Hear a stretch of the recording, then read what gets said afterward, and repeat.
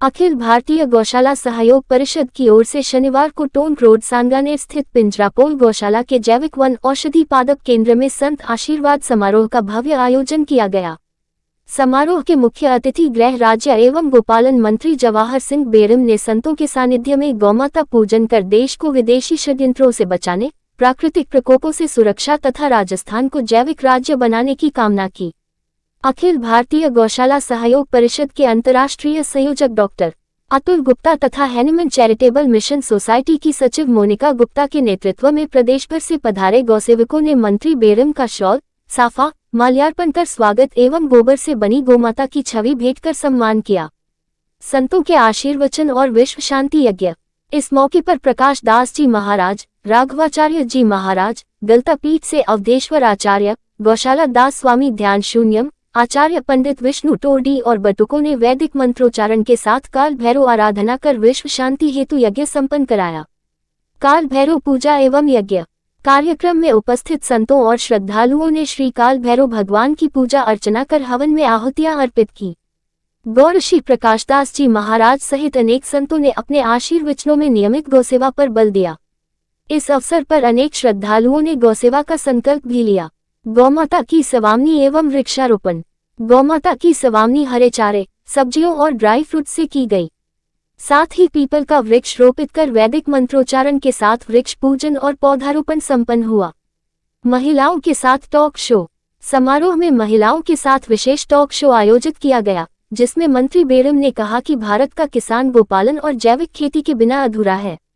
उन्होंने आश्वस्त किया कि राज्य सरकार जैविक खेती को बढ़ावा देने के लिए हर संभव कदम उठाएगी और स्वयं सहायता समूह की महिलाओं से संवाद स्थापित करने का एक बहुत ही अनूठा कार्यक्रम रखा।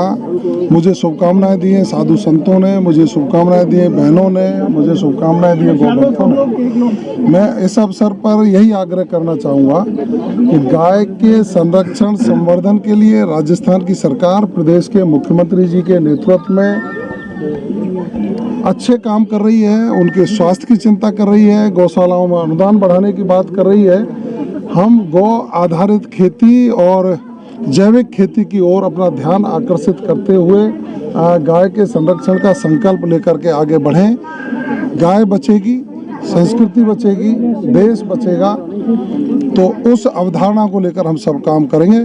मुझे जो आज शुभकामनाएं दी हैं, मैं आभार व्यक्त करना चाहूँगा कि मेरे ऊपर इसी तरह इन लोगों का आशीर्वाद बना रहे। मैं अनवरत रूप से राज्य के वंचित लोगों की सेवा का संकल्प लेकर के यहाँ से जा रहा हूँ।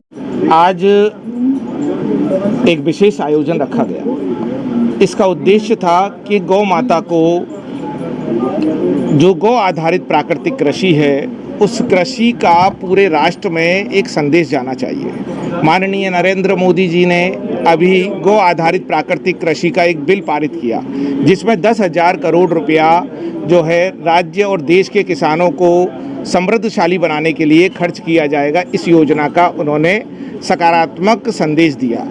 उस योजना को पूरे राष्ट्र के अंदर और राजस्थान राज्य की सरकार जो भजन लाल जी द्वारा संचालित है, उस सरकार द्वारा यहाँ राजस्थान में चलाई जा रही है।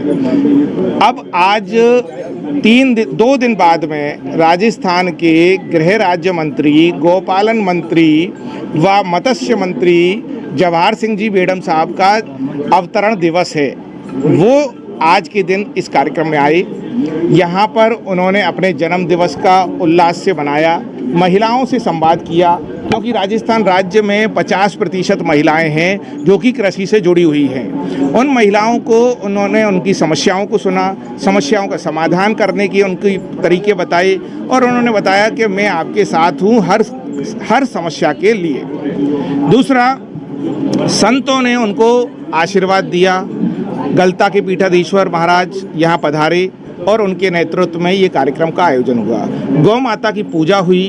गौ माता के साथ में उन्होंने एक पीपल का वृक्ष लगाया, श्री काल भैरव भगवान के पूजन अर्चन की और पूरे राज्य में खुशहाली रहे, किसान सशक्त और शक्तिशाली बने और राजस्थान राज्य 2030 तक एक जैविक प्रदेश बने, इसकी कामना के लिए उन्होंने यज्ञ किया। नाम है डॉक्टर अतुल गुप्ता, मैं अंतर्राष्ट्रीय संयोजक हूँ।